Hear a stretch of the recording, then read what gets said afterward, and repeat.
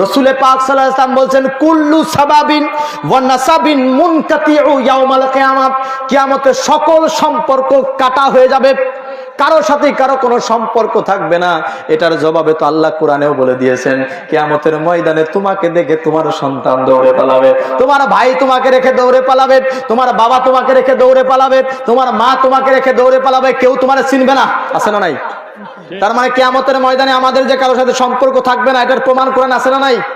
সেই কথাটাই আমার নবী বলছেন, কুল্লু সাবাবিন ওয়া নাসাবিন মুনকাতিউ ইয়াউমাল কিয়ামাত, কিয়ামতে সকল সম্পর্কগুলো মুনকাতা হয়ে যাবে, কেটে যাবে, কারোর সাথে কারো কোনো সম্পর্ক থাকবে না।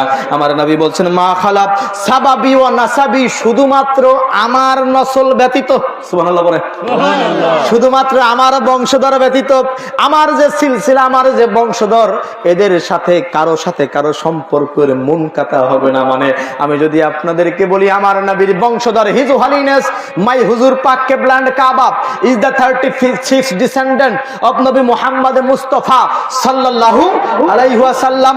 আমার যিনি বর্তমান রাহবার আছেন, আমার প্রিয় মুর্শিদ পাক যিনি কলকাতার 4 নম্বর পথে বসে আছেন, তার পরিচয় তিনি রাসূলে পাক সাল্লাল্লাহু আলাইহি ওয়াসাল্লামের 36তম আওলাদ আছেন।